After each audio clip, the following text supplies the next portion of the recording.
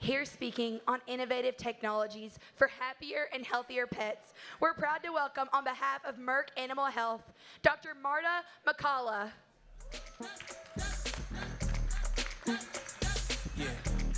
Hi, good morning. So I'm a veterinarian with Merck Animal Health, and we're going to talk about some cool technologies that I work with that help our pets have a better life. So I'm going to tell the stories of 4 pets, 2 cats, 2 dogs. How many of you have dogs and cats? Whoa, almost everybody.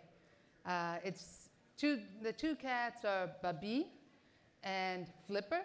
And then we're going to talk about Junie and Brady, okay? And I'm going to tell you a little bit how we got to these technologies to help these pets. So many of you probably are familiar with Allflex identification and how you are. Okay, with electronic ID, like we see here on this image, and how we got there. It had a very simple start where dairy farmer and a plastics manufacturer, they got together and they used to use just those metal tags and had a lot of issues with those.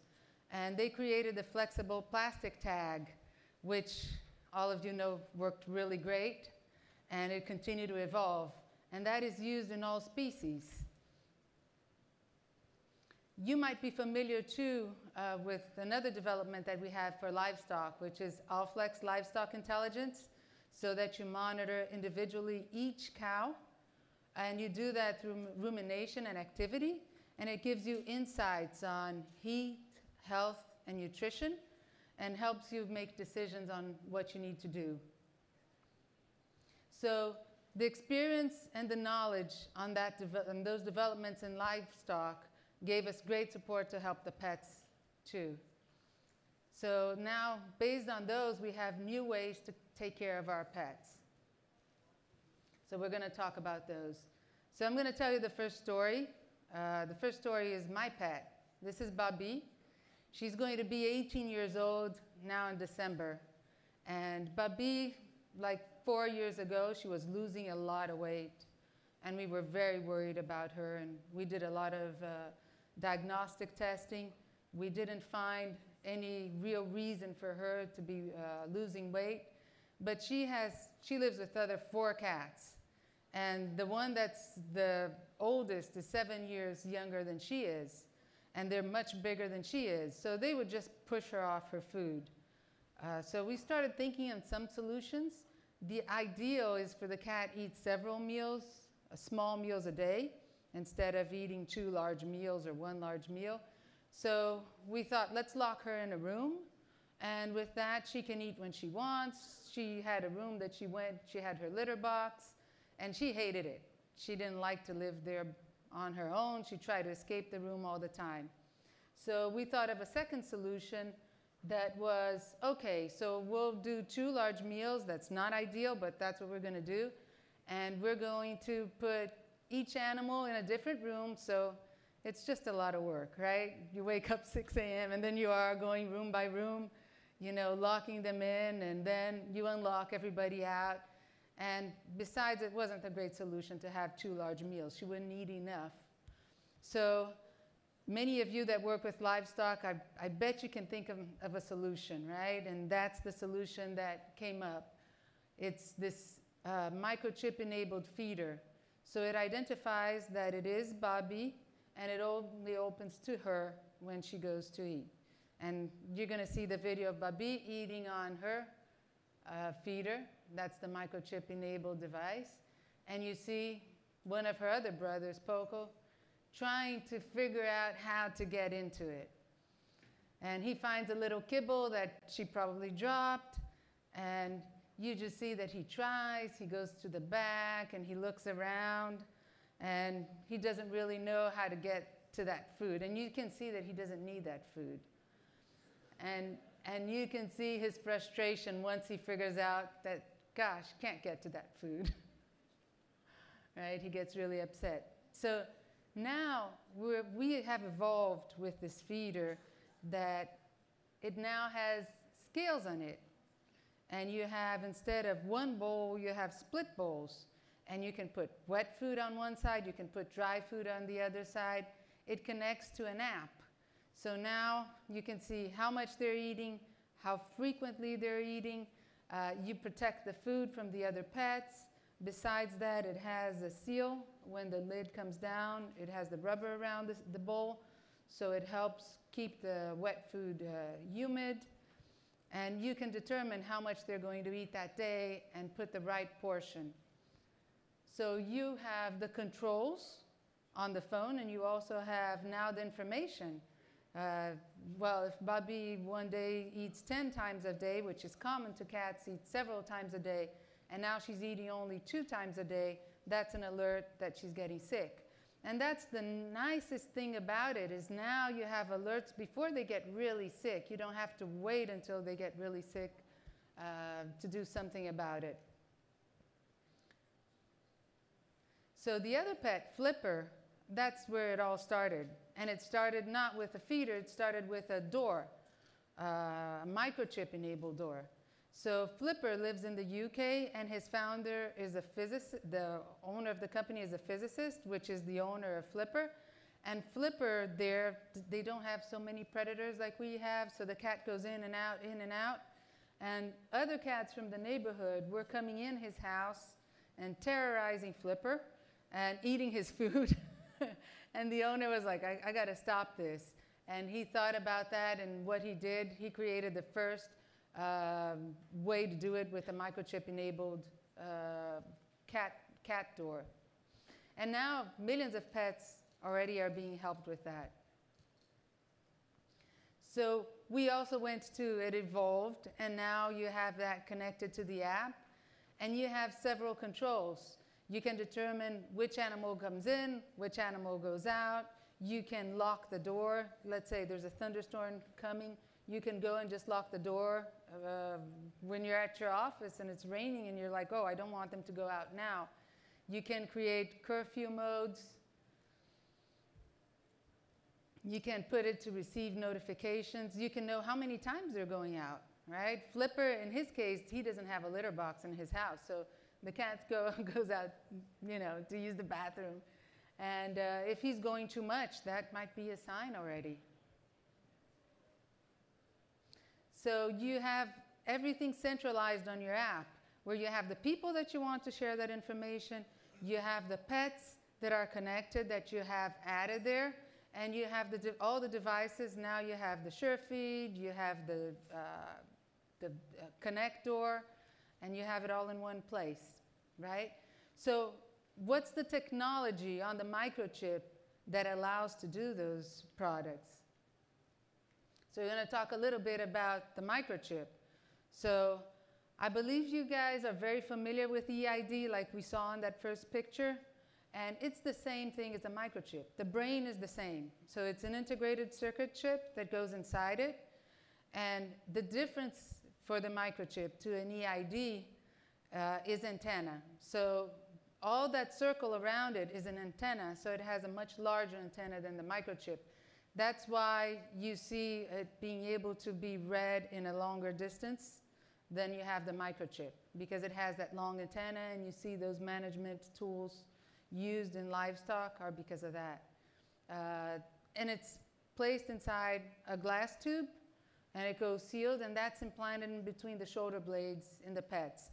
But what's the number one reason to be implanting a microchip is really to identify them and get them back home, right? So Home Again has gotten more than 2 million pets back home because they had a microchip. So it really, really helps. And that's 1 in every 3 animals do get lost.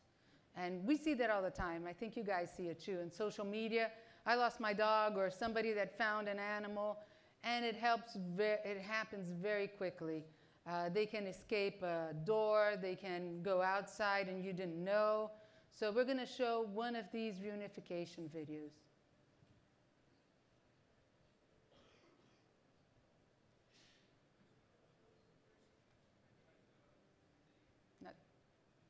There you go.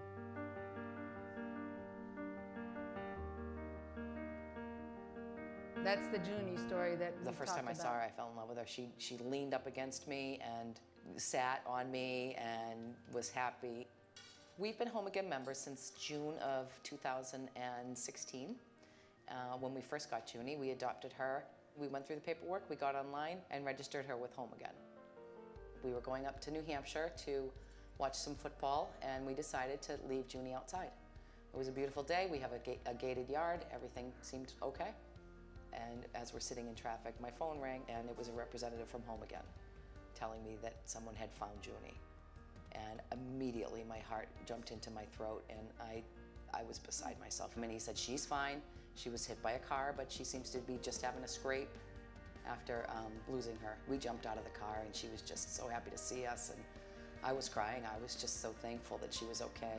And she's licking us and happy, and you know, you didn't forget me. Because it was scary.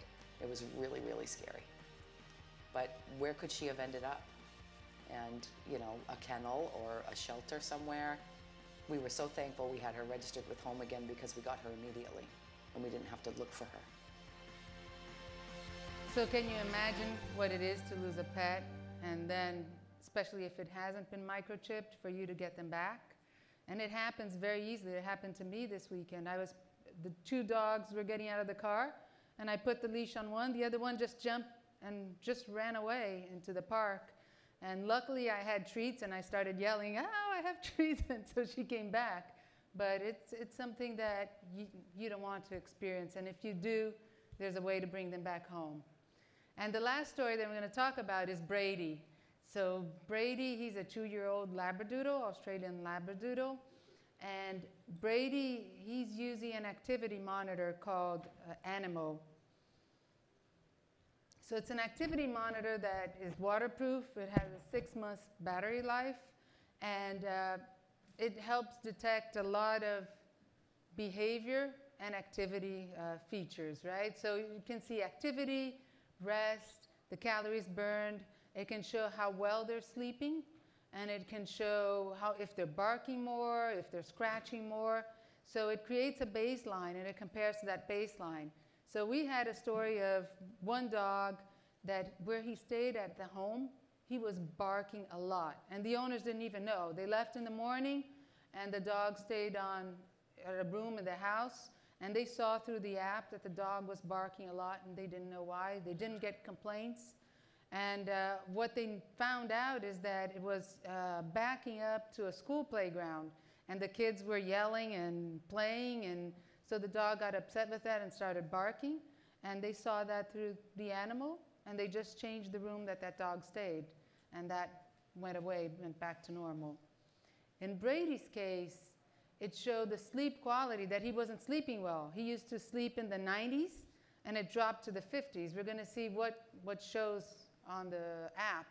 So you see a big drop. He was sleeping all the way up there in the 90s, and it dropped below 50. And the owner had no idea why. It's like, why isn't he sleeping well? Because she didn't even know. So what she found out is that he had been shaved because he was all matted, and he was simply very, very cold.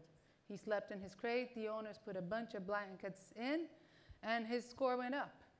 So it's a simple thing that maybe you would never know, right? That they're cold all night, and that's a way of telling you. So we're going to see a little video about Animo.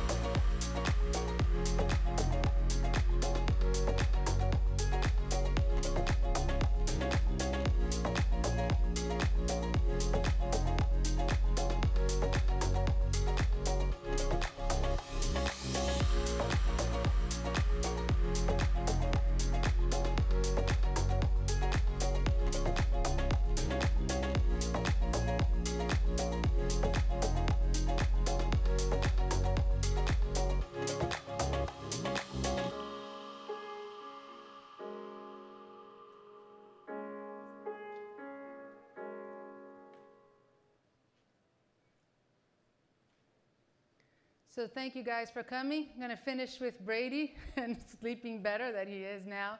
Thanks for coming again.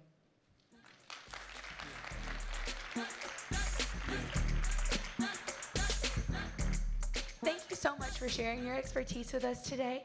As you. a token of our appreciation, we would just like to gift you this thank cutting you. board, which is actually created by an FFA member, by Coy Kroll from the Mount Carmel FFA chapter. And so, fantastic. yeah, it was part of his FFA internship experience. So if you always remember us by this cutting board. Yes. Thank you so much. Thank you. Thank you. Let's get one more round of applause. How awesome was that? Thank you so much.